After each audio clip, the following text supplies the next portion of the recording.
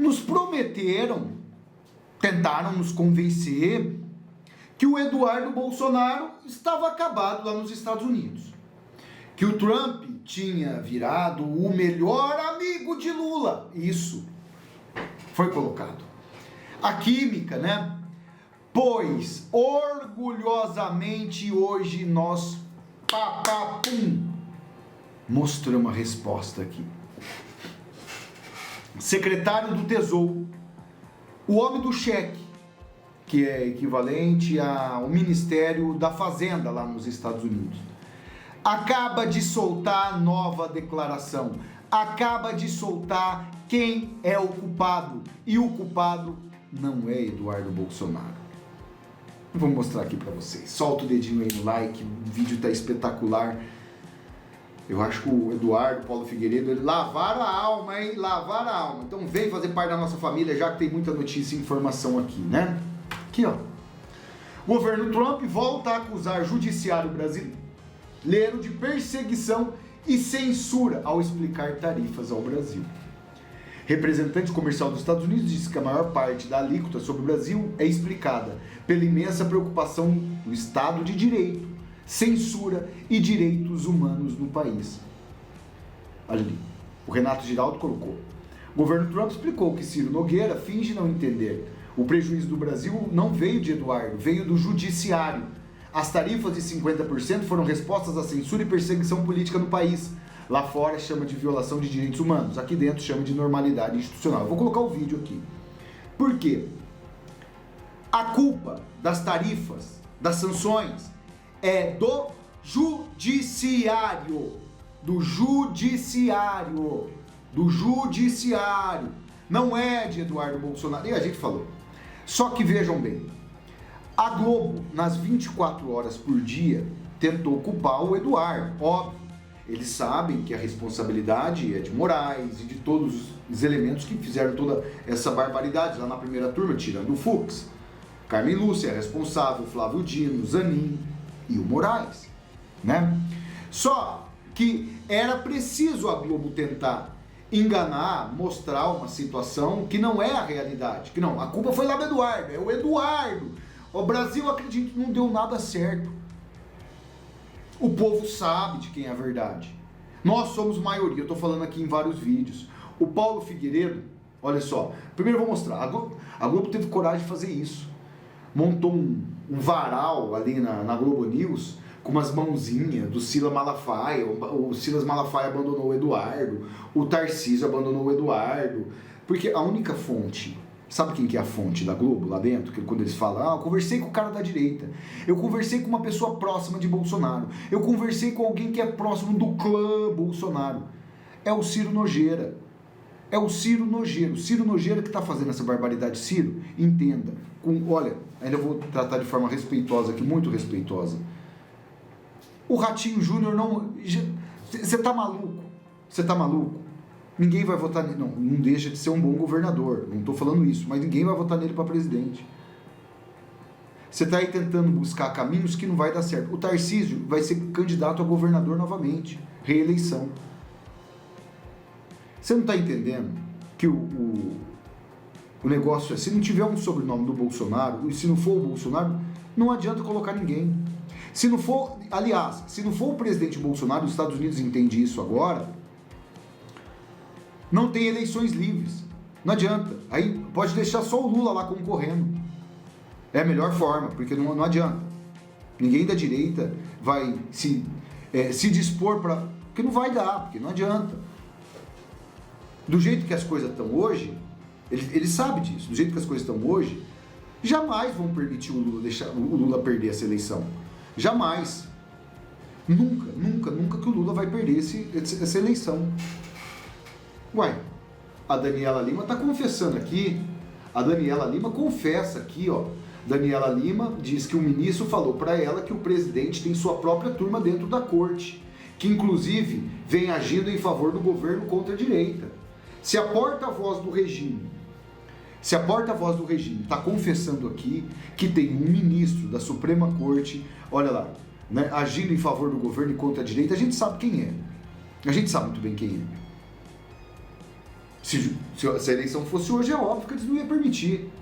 Ninguém dá direito a vencer. Então, tire teu cavalinho da chuva. Eleição sem Bolsonaro, não será reconhecida pelos Estados Unidos. Aí eu quero ver o que esses caras vão fazer. Não será reconhecida pelos Estados Unidos. Eleição sem Bolsonaro não será reconhecida pelos Estados Unidos da América. Não será reconhecida pelos Estados Unidos da América. O Paulo aqui, revela com o Eduardo que também estavam sendo monitorados. Essa aqui é mais grave ainda. O Eduardo estava sendo monitorado lá dentro do solo americano. Isso é a primeira vez que eu estou dizendo isso. Mas órgãos de inteligência aliados procuraram Eduardo Bolsonaro e eu para nos avisar que nós também estávamos sendo alvos de monitoramento ilegal em solo americano. Algo que nós, obviamente, tomamos ciência e passamos a ter cuidado. E isso é algo que nós nunca dissemos publicamente, mas é a verdade. Nós recebemos informações de que também estávamos sendo alvo de monitoramento, inclusive pessoalmente, ilegais por agentes da Gestapo brasileira. E outros. É grave, mas é gravíssimo. Eu tenho me visto nu e tenho se deparado com o meu enorme pênis e falado, caramba, esse cara aqui, é melhor a gente sair fora. Que me monitorem de perto, vão falar assim, porra, maluco, é pica. Quebraram todos os meus sigilos. Eu, por mim, eu projeto OnlyFans, vou só malhar mais para melhorar o shape. O projeto OnlyFans é inevitável.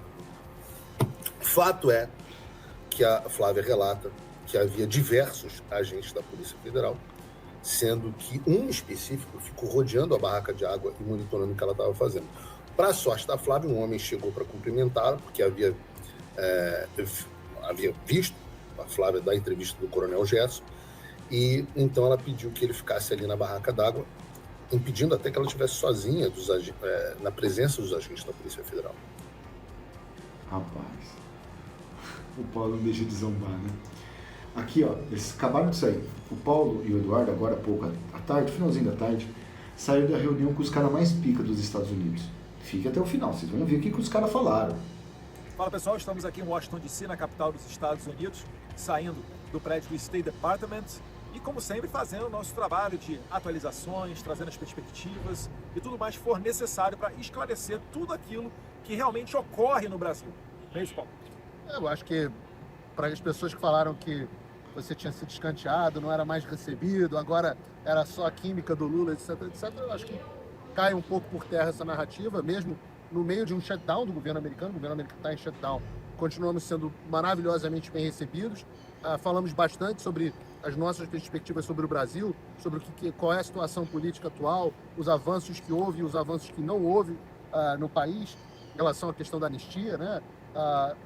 Há uma expectativa em relação à reunião amanhã com o ministro das Relações Exteriores e o Marco Rubio. A gente entende que essas conversas são normais, são boas de acontecerem agora. Esse é o momento de acontecer. Os Estados Unidos estão numa posição forte. Vamos ver o que o Brasil tem a oferecer, o que o Brasil vai trazer para a mesa. A posição dos Estados Unidos me parece ser sempre a mesma e ser muito clara. Vamos ver o que vai ser dito para o secretário amanhã. Da nossa parte, né, Eduardo, a gente não é governo dos Estados Unidos.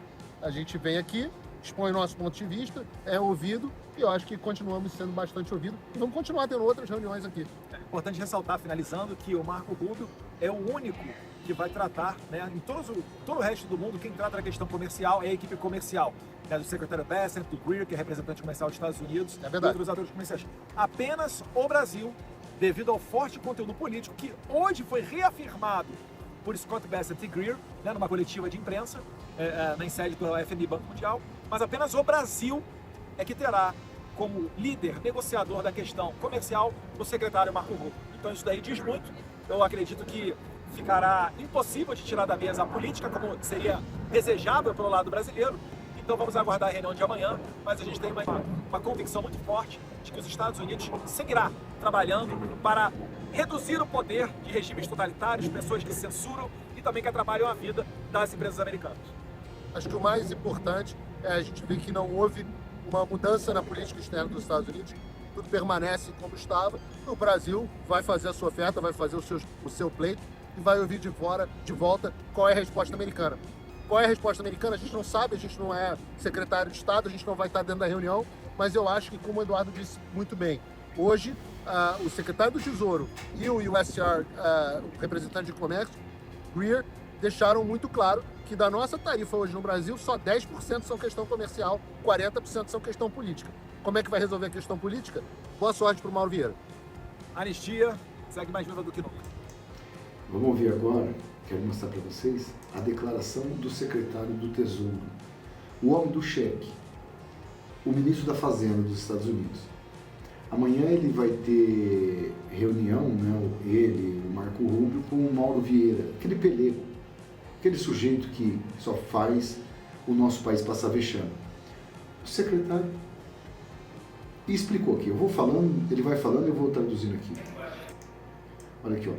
Aquela lei que você acabou... Ó, vamos por aqui, ó. Aquela lei, a minha segunda pergunta diz respeito àquela lei que você acabou de citar, que é a lei de 1977. A questão é sobre o Brasil, né? As tarifas de 50% sobre o Brasil. Você pode explicar por que eles estão sendo atingidos com tarifa de 50%? O repórter pergunta a ele. E por que cai sobre o guarda-chuva do Serviço Internacional de Emergência? Acionado o Serviço Internacional de Emergência. Lei de poderes econômicos certamente feliz em fazer isso. Agora, para ser realmente específico sobre o Brasil, a verdade, há dois regimes em vigor aqui. Olha o que eles colocam. Há dois regimes em vigor aqui. A tarifa recíproca de 10% sobre o Brasil, que todo mundo tem e que estamos tentando controlar, que estamos tentando fazer controlar o déficit comercial global, que é um grande problema para nós. Então, em cima disso, há uma tarifa sobressalente de 40% no Brasil. Isto está sob, né, uma emergência separada. Isso está relacionado a preocupações extremas com o Estado Democrático do Direito, censura, direitos humanos no Brasil, onde um juiz brasileiro assumiu a responsabilidade para ordenar que empresas dos Estados Unidos se censurem, dando-lhes ordens secretas para gerenciar fluxo de informações, Estado de Direito com relação aos opositores políticos no Brasil. Então, quando há uma detenção ilegal de cidadãos americanos, aí fala o Scott, que estavam no Brasil, agora o Departamento do Tesouro tem usado frequentemente a abreviatura da lei para impor sanções que cortarão os países, olha só, ou empresas ou pessoas inteiramente do sistema financeiro dos Estados Unidos e cortar totalmente o comércio. Se o presidente pode cortar totalmente o comércio, ele certamente pode impor uma tarifa, o que é uma medida menor do que uma sanção total. Olha o que eles falam aqui, ó. Que é uma medida menor de uma sanção total, de uma tarifa, né, que está imposta ao Brasil. O responsável, ele foi claro, é o judiciário, é uma pessoa que censurou, calou, derrubou o Estado Democrático de Direito, prendeu pessoas, oponentes políticos. Ele foi claríssimo aqui. Ele foi transparente. E o Paulo até tinha falado isso na fala dele, né? Tanto o Paulo e o Eduardo. Já está repercutindo no Brasil inteiro. Olha lá, o Brasil tem alíquota de 40% de tarifa por preocupações com a justiça e censura. Está claro. Então, você vai ouvir na 24 horas que o Lula teve química, que o Lula tem amigo, que o Lula é do Trump, que o Lula é o melhor, que o Lula é não sei o quê, que junto com o Moraes é o rei, o Moraes é Salvador, o Moraes é um deus para eles. Para eles é como se fosse uma religião, o Moraes. Mas a verdade, a culpa é dele. Não foi do Eduardo, não foi de Paulo Figueiredo, não foi de ninguém da direita, foi único, exclusivamente deles. Censura, prisão arbitrária. Olha o Felipe Martins, gente. Olha a informação que o Paulo Figueiredo trouxe aí. Até eles foram também monitorados. Sim, a gente não sabe, ué, se conseguiram fraudar o registro de entrada do Felipe Martins até agora. De repente os caras podem estar num lugar lá e estar aqui no Brasil presos. Ou se não, olha a tática. Tudo isso é para colocar na balança. O Paulo Figueiredo, de repente, pode aparecer misteriosamente aqui no Brasil, tanto ele quanto o Eduardo Bolsonaro, ser jogado aí em qualquer lugar, ué, não sei, a gente não está em tempos normais. Um aquele negócio que você coloca aqui, a pessoa pega e desmaia e tal, coloca-se aqui.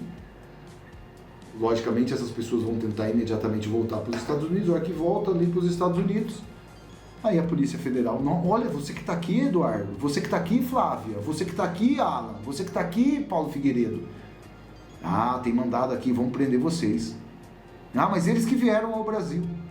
Aí vai ficar aquela mesma narrativa do Felipe Martins. Todo mundo sabe que ele não foi para os Estados Unidos, mas a imprensa está falando que foi. A imprensa sabe que é mentira e mesmo assim fala que foi. Não vamos nos apegar nos Estados Unidos, não. Tá tudo normal aqui no Brasil para eles, não para a sociedade. Mas agora eu quero ver a reunião amanhã, depois dessa carcada que eles tomaram aí. É do Moraes, eles foram claros, é do Moraes a culpa. Compartilha esse vídeo, solta o dedinho aí no like, meus amigos, ajuda no engajamento aqui e vem fazer parte da nossa família aqui no canal Pai e Filhos.